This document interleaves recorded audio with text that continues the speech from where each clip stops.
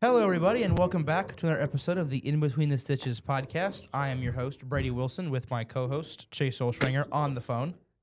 I am on the phone, but I am here. Yes, it's kind of been a weird week with finals coming up next week for me. Mr.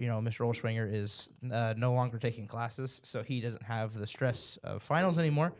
I still do, unfortunately, which means there we go. I found the volume. Which essentially means that I've been really stressed this week. So yesterday could not get the podcast up and going, but we decided to kind of throw together an impromptu episode today. I don't have my notebook, so I don't have all of our picks written down. I know we that texted each other though about it though. We did. At least I gave my pick for last night. I'll probably give him my Sunday picks today or tomorrow. But as always, we'll start with the Dallas Stars. Look, Dallas has been really good despite a lot of injuries. Thomas Harley still out. Nils Lundqvist still out. Who else? Matt Duchene still out. And then now Tyler Seguin is out. Chase, I think your thing is coming through, like me. Like I can hear it. I think. I could be mistaken, but I feel like I hear Turn the my volume voice. down a little bit. Maybe. Anyway, point is Seguin is probably done for the year. Most unfortunate for the Stars, who still have one of the best records in the NHL. I think we're still second behind, of course, Colorado, who finally it's like got. not even close. It's like Colorado, us, and then there's like 5-point difference between third. But by the way, Colorado finally lost in regulation. Last night, 2 nights ago. It may have been 2 nights ago, but they finally lost in regulation, which is really good for us. We kind of want them to continue to lose, as always. There we go. I think I was echoing somewhere. Something's wrong with it's coming through my headphones, but it doesn't matter. Anyway, we have kind of weathered the storm. You know, we really have weathered through these injuries. Obviously now, with Seguin being out long term, it sounds like, we have cap space. I think he's $9.8 million against the cap. And so now we're being linked to guys like Nazem Kadri, Rasmus Anderson. So, and then Jim Nill, Chase, has shown the willingness to go out at the deadline and get some big names. Right, and is that how it works in the NHL? If you lose a player for the season, you have their 1-year AAV open for cap. Is that how that works? Yes. Oh wow. To my knowledge, yeah, that is how that works. Is that you now have their cap space, whether they're on LTIR. I think when you put them on LTIR, that. Hold on. I figured out what it was, by the way, Chase. Someone put the deep voice disguiser on the board, on the roadcaster board, because it sounded like Darth Vader was in my ears. I want people to know that. I know it wasn't really affecting my voice a ton, but at least I hope it wasn't. Chase, No, you sound fine. Okay, perfect. But I could hear it.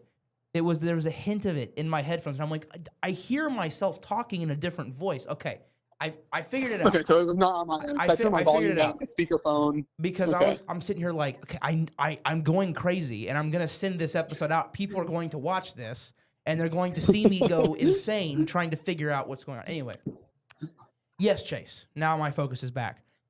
When you put someone on LTIR, their cap does not count. That's why, when we brought Jamie Benn back, we had to do something else because the cap wouldn't have worked, something like that. It's kind of interesting how all that works. So it would influence a team to bring a guy back and send a certain guy down, whatever. But we know Jim Nill will make some kind of move at the deadline, especially now. I think he's probably going to do. I mean, last year, I think Mikko Rantanen was a convenient opportunity. I don't expect Mikko.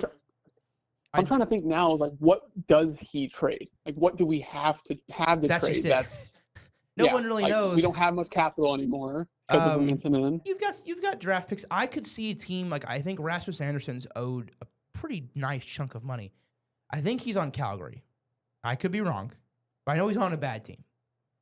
My thinking here is, hey, we'll take all of his cap hit, but we'll give you like a second round pick. So you don't really So get you're a thinking good just like a 1 year rental yeah, type of thing. you don't really get a good pick from us, or a couple good. We'll give you like a few, mid round picks. Sure. We've kind of, teams will do that. Just like, here, just dump his salary, please. Although someone will probably outbid us. That's the thing is we are probably going to get outbid for some guys. So it's just going to come down to what can Jim Nill engineer. I trust him implicitly.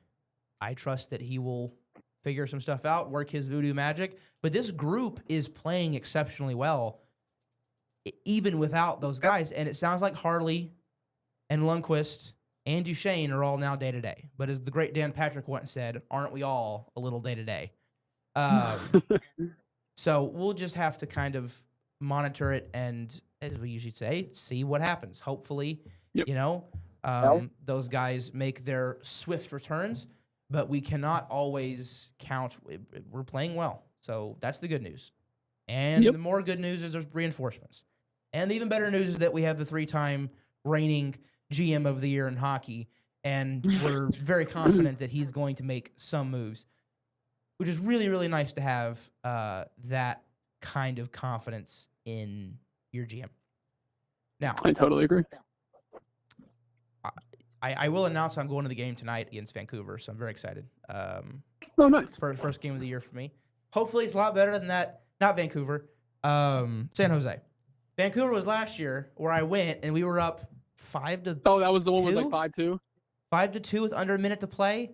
And we scored it, and the 5th goal was an empty netter. Something cool. We won my first game at the AAC. This is wonderful. And then 5-3, 5-4, 5-5, 6-5.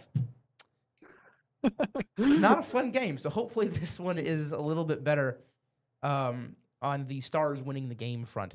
But look, the young guys are guys like Kyle, not even young guys like Kyle Capobianco, and young guys like Justin Ritzkovian, and guys like Adam Ernie are just everyone's scoring. And then you're getting contributions from Jason Robertson, Wyatt Johnston, Mikko Rantanen, Rupe Hintz.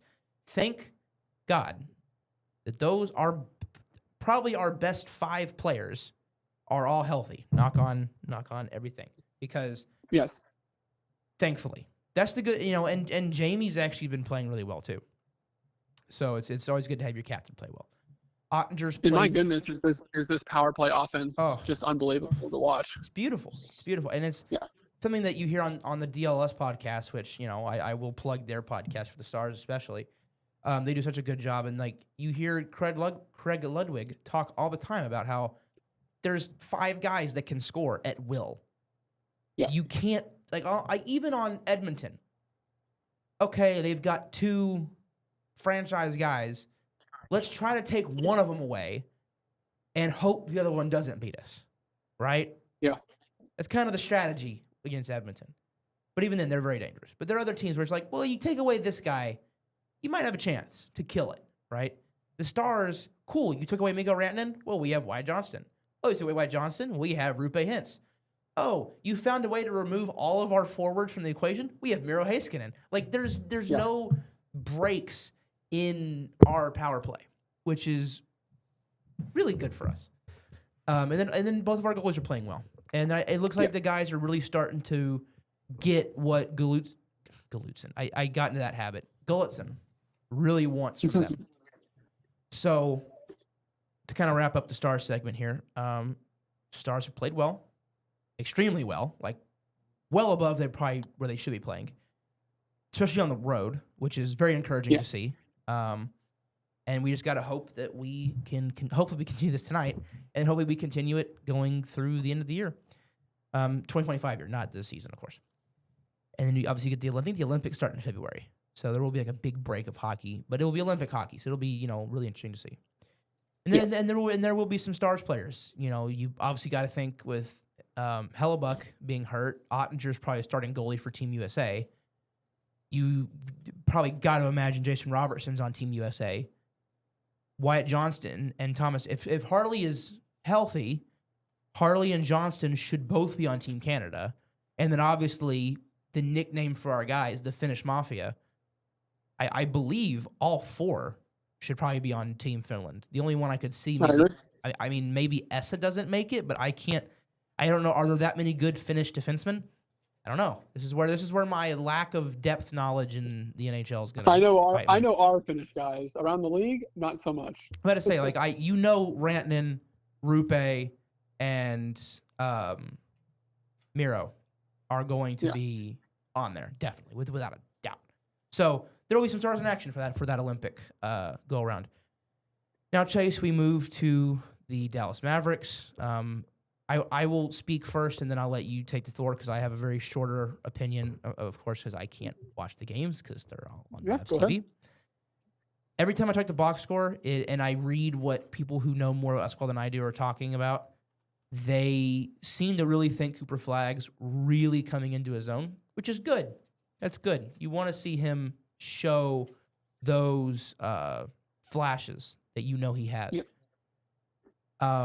I don't know the status of the other guys. I'm kind of following Cooper Flagg at this point. And then I did want to make an NBA point that I will get to after you talk about the Mavs. But Chase, you have the floor. What? Let me guess. Is it about LeBron? Well, no, actually, no. It's about Luka. So. Oh, okay. Well, yeah, we will get to that for sure because I know where you're going with that. But no, Mavs are riding a 3-game win streak right now, and they actually have beaten in the 3-game stretch. They have beaten good teams. It's really nice to see because, like you said, Flagg really is coming into his own, and all the flashes that he's showing are, signs of a true generational talent and a true superstar here in the next year or two. Honestly, I mean, guys like him, like LeBron, Wemby, they have a year of development and they come in and they just absolutely dominate year 2, and that's looking like the trajectory of Cooper Flagg. But also, you have to, you can't, go away from this point that they're on a 3-game win streak because guess who they got back from injury 3 games ago? Anthony Davis. And as mixed feelings you could have about him or the Mavs or whatever, they are a better team with him on the floor. They can win games when he's on the floor. And they are proving that they can win games when he's on the floor because of how good of a player he is. And it's really nice to see that he's on the floor. And every time he plays, it's like I don't want to trade him because of how good he is. And it's, however you want to look at it, it is much more enjoyable to watch a team when you have good players on it. So obviously the smart decision could be trading him for multiple first-round picks so you have a future. But at the other point, you're winning games with him on the floor. And can you take the risk of him staying on the floor to not trade him? And, potentially have a window here in the next couple of years when you get Kyrie back and Flagg developing and AD hopefully on the floor. But it's been really fun to watch. And I know they got a tough one tonight going up against the Thunder in Oklahoma City. 21-1 Thunder, by the way. Just an unbelievable start to the season. But no, it's been enjoyable to watch. I'm actually going to the game tomorrow night versus Houston. There you go. We're both going to be AAC back-to-back days.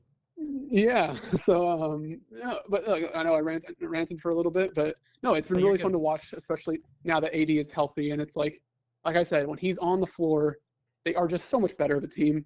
And you just really want to see, I don't want to give him any credit, but you want to see what Nico's vision was with everybody. Like I do want to see Kyrie, Clay, Flagg, AD, Gafford of a lineup. I want to see that team on the floor together. I want to see how good they are because we saw them for 3 quarters before AD got hurt.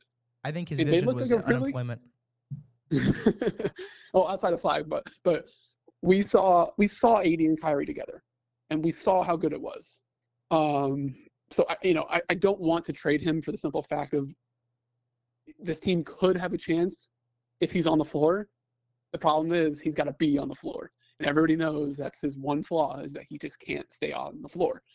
But we'll see what happens going forward. No expectations tonight, obviously, with just going up in Oklahoma City. like by far the best team in basketball, and it's not even close. Yeah. So no expectations tonight, but look, like you said, every game you just want to see Flag and the way that he's developing, and Yep. the future that we have. But also one more point I forgot to mention. Ryan Nembhard. I don't know if you've seen anything about if you've heard the hype around him. But Ryan Nembhard, I'm seeing undrafted free things. agent. Yeah, I'm seeing things, but I was waiting for you to Undrafted free explain. agent.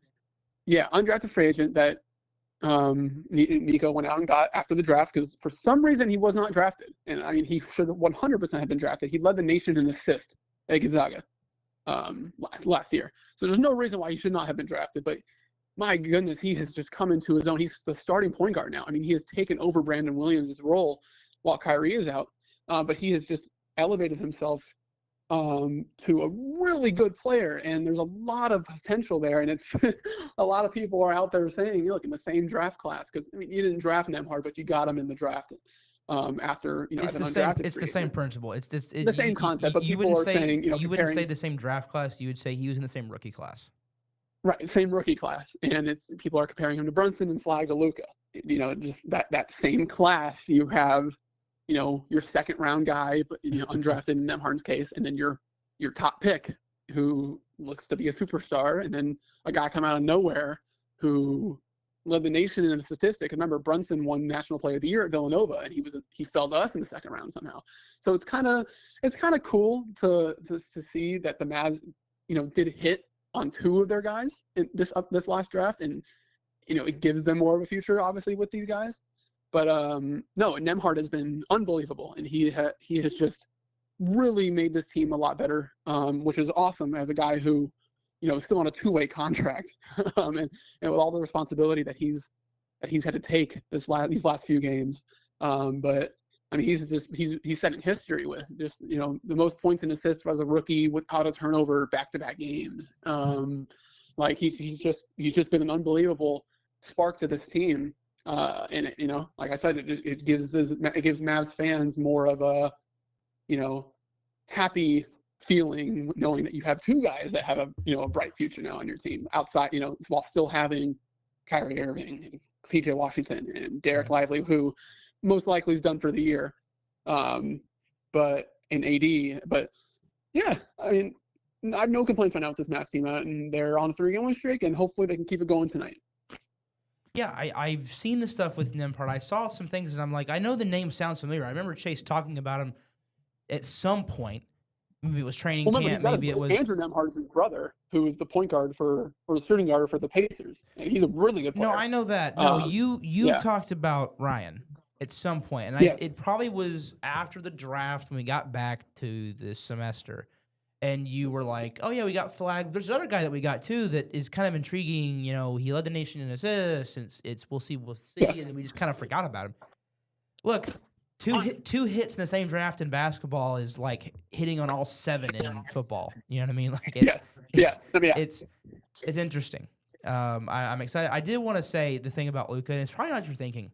I was watching just regular TV, regular direct TV, and this is more just fuel for my conspiracy theory. So Chase, you can bow out for the next couple minutes. But it's now I'm hearing myself through your phone. Let me turn it down a little bit. There you go. I'm like that was that I can hear that. That's not the Darth Vader voice on me. Anyway, watching TV and I pause it. And on DirecTV, when you pause it for an extended period of time, it starts playing ads, right? Just like non like moving, just picture ads basically. And one of them was for NBA League Pass. I look up, and it's it may have been a regular ad. At one point, there was a still shot. It was like you could scan the QR code. You could buy an NBA League Pass, right? Mm-hmm. And they always have on that, and you've watched enough TV, and you've seen it, and everyone that's watched TV has seen it, where at the top, right, the QR code has some other things, the NBA is better than ever, blah, blah, blah, some buzzwords.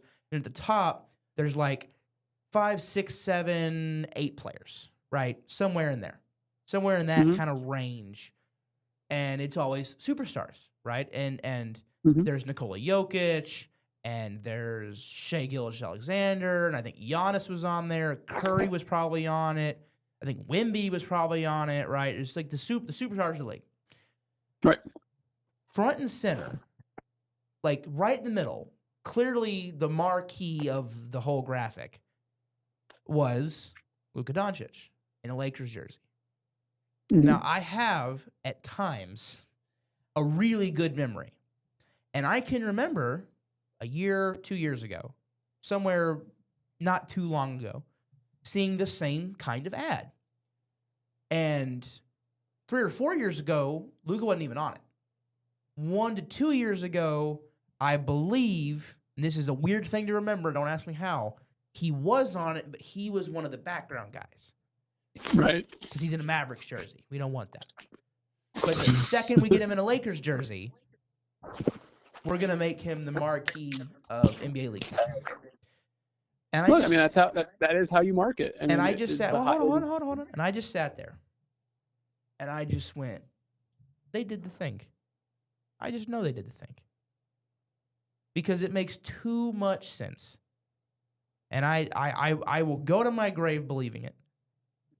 I've moved on from it in terms of, like, I'm not going to hold it against the NBA. I should, but I'm not, because I'm spineless when it comes to being a sports fan. Because if I really did what was best for me, I would probably not follow any of my teams except probably the Stars right now.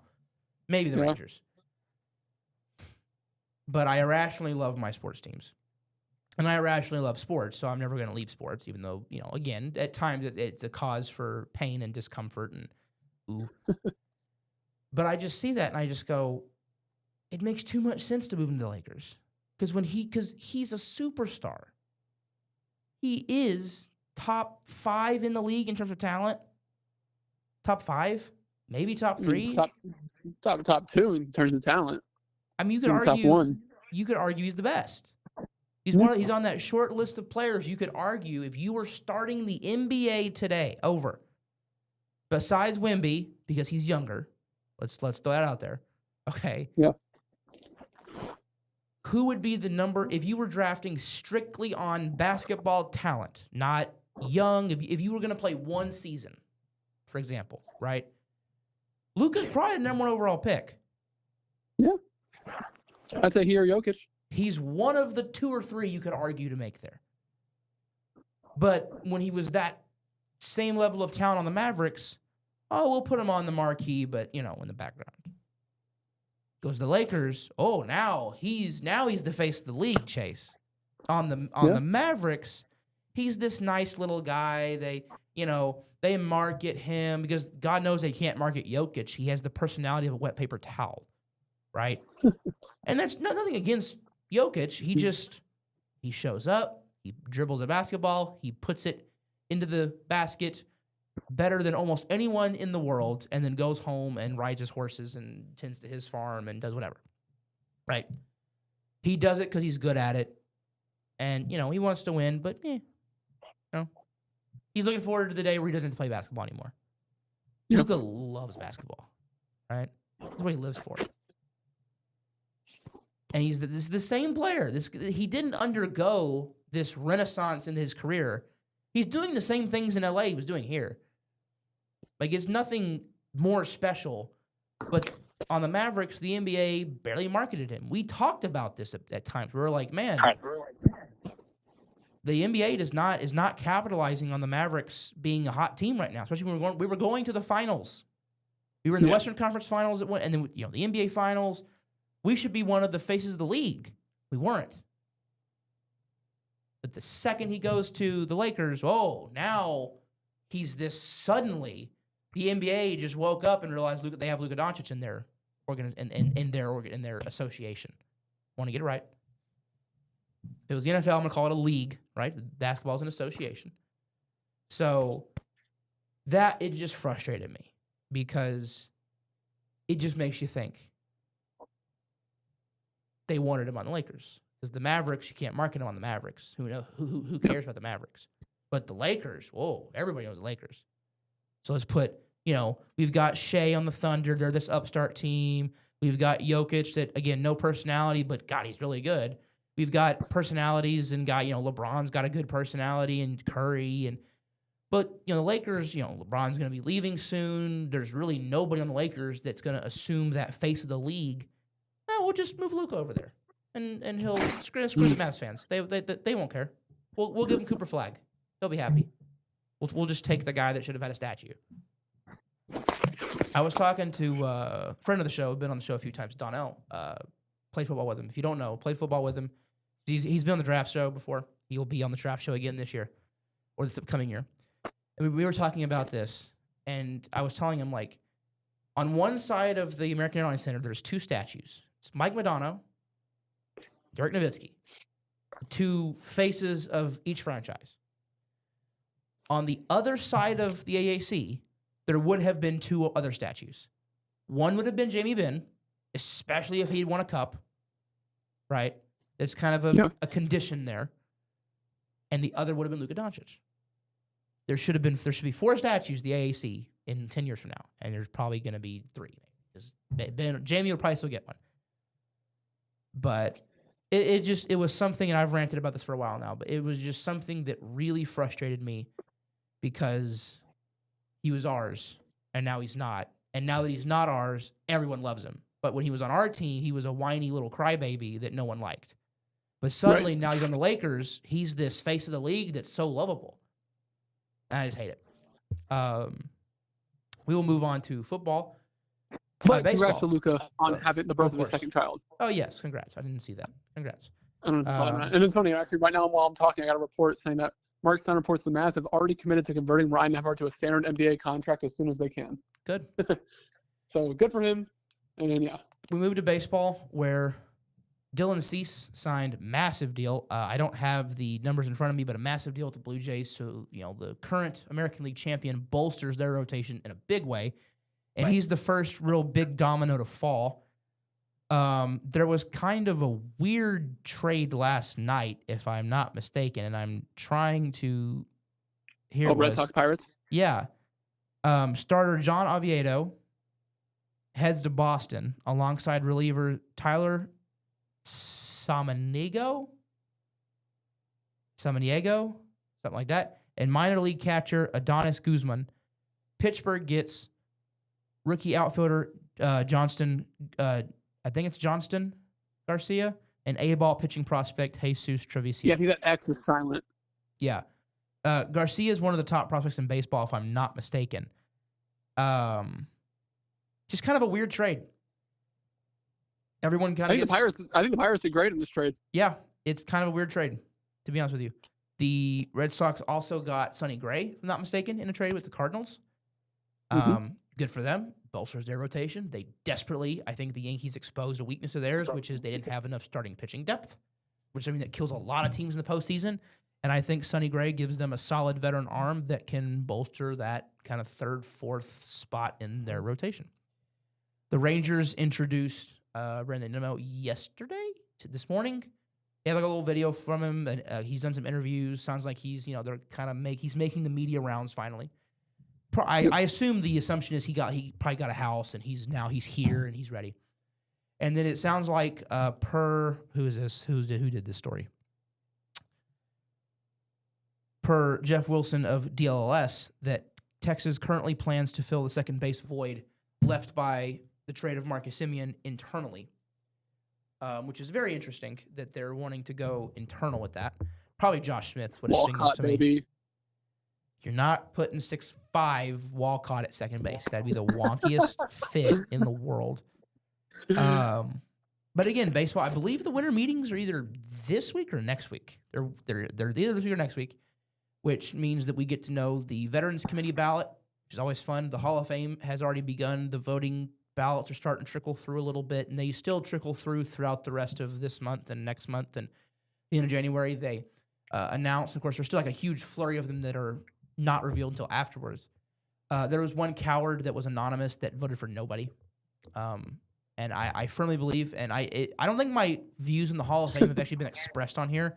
And this isn't like the episode to do a full rundown of that, to give you the gist of what I believe. I believe that voting in the Hall of Fame is a privilege. I believe you should be held to a very high standard. I believe that you should have to write a story. You are a writer. This is the Baseball something something Writers Association, okay? These are writers. So I'm not asking them to, like, swim a mile here. I'm asking them to write. I firmly believe that every Hall of Fame voter should be required to write a public article explaining why they did or did not vote for every single candidate on the ballot every year.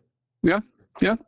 Even if it's simple as, I don't believe this guy has the numbers to get in. That's fine. Like Shin-Soo Choo's on the ballot this year. Everyone knows Shin-Soo Choo. No offense to Shin-Soo Choo. He's not a Hall of Fame talent. But still, in your article, just put, Shin-Soo Choo was a really good player, not Hall of Fame worthy. Everyone would understand. I'm not saying you have to have a good reason. I'm saying you need to have a reason. And you need to articulate that reason to everybody. If you don't want to vote for A-Rod because of steroids, I get it. He's not like Bonds where it's like, yeah, he took them, but he never failed a test. A-Rod failed. A-Rod admitted it. And it was post it being something that was illegal, right? Like, right. That's a little different. Same with Manny. Manny got caught. Ramirez, he got caught, I think, after it became illegal or after they started testing, I should say. So, but I firmly believe that they should be required to give an explanation as to why they didn't vote for every candidate. And the reason for that is so that if they have a stupid reason, every fan will call them out. No more anonymous ballots. That's cowardly. To me, an anonymous ballot means I know I'm going to catch heat for this, but I'm going to do it anyway, but I want to make sure I don't get in trouble. It's like a country committing war crimes in a war and then in the surrender being like, well, no, I don't want to be tried for my war crimes. No. I don't want to be tried for my crimes. No. Every writer should be held accountable for every vote. One person did not vote for Ichiro. All I want to know is why. Give me a reason. If you believe that no one should ever be in the Hall of Fame, cool. Revoke his status then. Because he doesn't care about voting. Yep. That's the thing is, you want to improve the voting process and who gets in and who doesn't get in? If everyone knows who everyone voted for and why, fans can turn up the heat on those writers. They can. So, the Mavs are an example. Peer pressure works. It's effective. Yep. Just wanted to say that real quick about the Hall of Fame voting process. I'll get into my ballot probably on next week's episode. On an episode where I don't want to leave by the time I don't want to be walking in as the puck drops. So, we will move on to football because football's going to take a little while because there's a lot that I want to talk about. Unless Chase, there's baseball stuff you would like to discuss. I don't want to just skip you. No, I mean, I don't know how much we talked really about the Rangers trade. Obviously the Nimmo for Simeon straight up. But, yeah, I guess we. Yeah, I don't remember because we didn't do anything last week. But no, I mean, just going to that trade real quickly before we move to the NFL. I love Marcus. I thank Marcus for everything that he did. But I think it was a great trade. Yeah, I do too. You cut payroll a little bit, and that was what you wanted to do. Not long term. And I think you got a better player at this current moment. I mean, yeah, the infield, we don't know what the infield will look like next year. Especially at second base, whether it could be Josh Smith, Duran, obviously platooning. I don't know. I don't know if they want to just platoon Smith and Duran at second base. They very well could do that. I hope that doesn't happen, but that could be what they do. But no, I mean, look, I'm happy that Nimmo's here. I'm excited to watch him play, and I think it was a great trade. Yeah, I think you don't cut salary long term. He's owed more money total, but I think he's got an extra 2 years besides Marcus. Yeah, but he's owed like $6 million less every year. Like I think Marcus is getting 26, Nimmo's getting 20. So, and look, his bat's also shown signs of decline.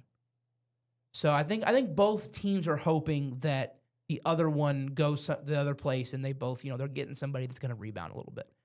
And I think Nimmo's a suitable replacement for Adolis, which I don't know if we talked about that. They did non-tender Adolis Garcia, and Jonah Heim. Yeah. And look, Heim we knew. Adolis we were 50-50 on. It sucks. I hate seeing him go again. Philadelphia. I think we did talk about this because I remember being adamant he's going to Philadelphia.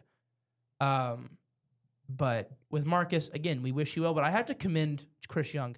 He's not holding on to nostalgia. There's something that I kind of worried about was that if this team did age poorly, he would hold on to the players because, well, they won a championship, right? I commend Chris Young for at least trying to pivot and trying to make moves that give them an opportunity to it gives them an opportunity to try to compete again for a world championship. Yeah. We'll move on to and it was a fun 1-for-1 swap, kind of like the old days of baseball, where no international bonus pool money, no 3 or 4 prospects. Nope, we're just going to trade my guy for your guy. Good old trade. We'll move to football. I do want to talk about there's a lot of high school games going on tonight and tomorrow. It's now the 4th round. I'm only saying this because Waxahachie plays Duncanville tomorrow. I'm going to that. Hopefully we beat the bricks off of them. Like, when we didn't do that. I'm going to say we did, but we beat them, but we didn't torch them in the regular season. It was, kind of a big moment for our season to beat Duncanville.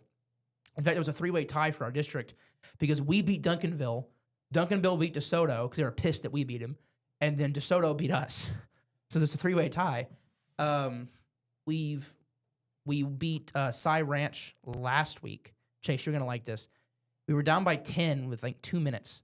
Scored a touchdown. Yeah. I think it was, scored a field goal. Got a field goal. Got the onside kick. You know how it goes. You kick the onside. If you don't get it, game's over. We got it and scored a touchdown. Forced overtime, scored in overtime, stopped them from scoring, won. 38-31, I believe. Wow. So I'm hoping that we kind of ride that. This is the farthest we've gone since I believe we won the state championship in 1992. So really excited for my boys down there. And then good luck to obviously you guys tomorrow. we have to talk about Mean Green, UNT, tonight at 7. I will probably have updates on my phone while I'm at the Stars game. They play Tulane in the American Conference Championship. This is a big game. This is a really big game for our program. Obviously, we hired Neil Brown, Coach Troy, Coach West Virginia. I like it. I think me and you're probably gonna be the same. We like it. It's good. It's cool. I like it because he's an assistant under Stark right now. Yeah. Oh God. So, Here come the 18 bubble screens and we're gonna run slip screens. If you are a coach under Steve Sarkisian, no, I know. I like it. I know. I think it's a great hire.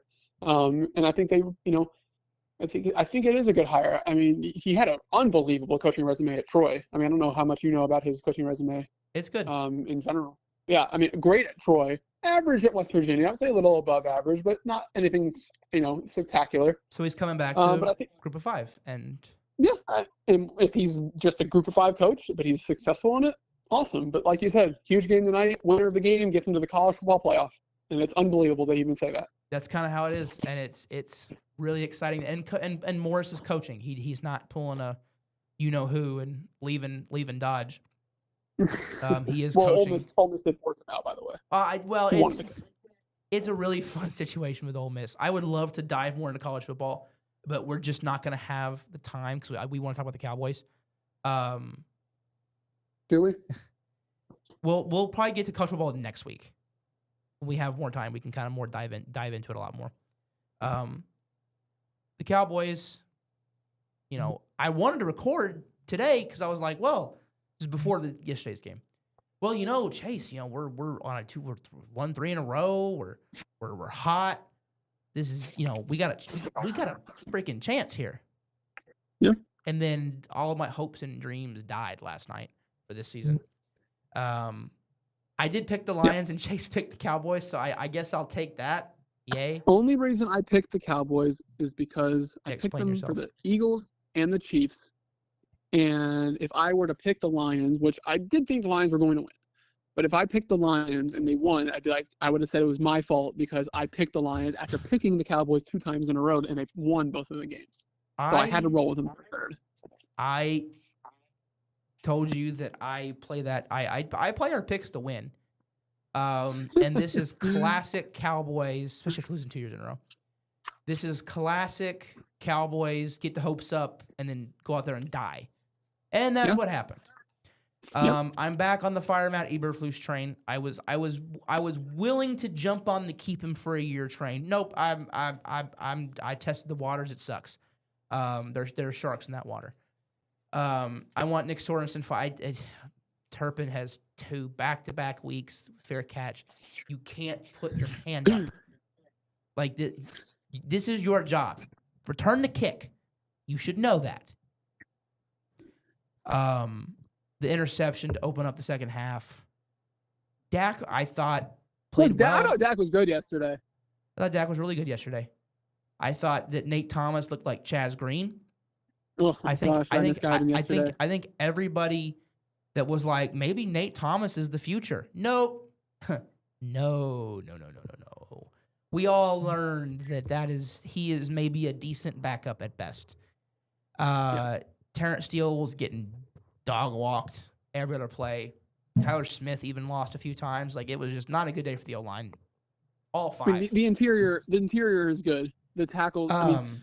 What I have said for the last 5 months is that draft a left tackle, and move Guyton back to his natural position at right. Yeah. I know you don't like Caden Proctor, but I would be very happy if one of our first round picks was Caden Proctor and moving Guyton to right. I haven't watched him yet, so I don't know.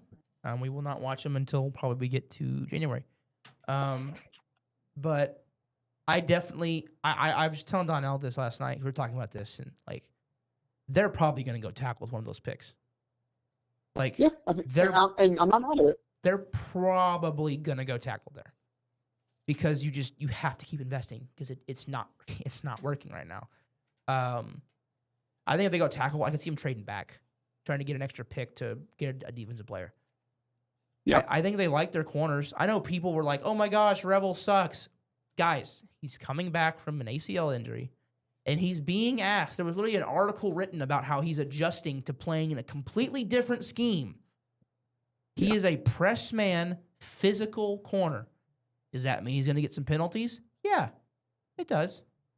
That's where he's best. Not off man zone. You saw the touchdown he gave up. He's in zone, and he thinks he has enough depth. He doesn't, because he's not good and he's not great in zone. He has the instincts for it. There were a couple plays where I'm like, man, his instincts are perfect. He doesn't have the explosiveness yet because his knee. Same with Overshown. The explosiveness isn't there right now because of the injury, the coming back to rehab. But he just doesn't have the feel for it, really. He has the instincts, but doesn't have that feel, that comfortability. He looks like a fish out of water. So, please, can you get a press man corner in here, defense coordinator, please. But you know me, I will never root for my team to lose because I'm too competitive. But I will admit that, yeah, it is more advantageous at this point for you to lose games for the draft pick. But we'll see. It was very unfortunate. I'll make my decision on what I want to happen depending on the result from Monday.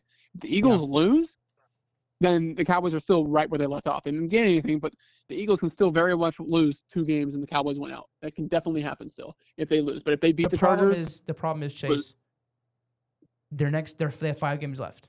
Chargers and Bills are the 2 ones I could see them losing. But they have Washington twice. I think Washington takes 1. Maybe. I could see it, especially if they flounder. Daniels is back at Washington. I think they can take 1. It'll be tough, but there's still an outside chance, of course. Pickens had his first kind of game, and everyone's overreacting. I'm telling you, man, it's the Cowboys fans overreacting to everything is infuriating to me. It was the media that was pissing me off. They were waiting for Pickens to have a game. Yeah, the media was waiting for you. I think you're 100% right. Go ahead and you say it. I won't say it. I don't want to steal your amazing idea.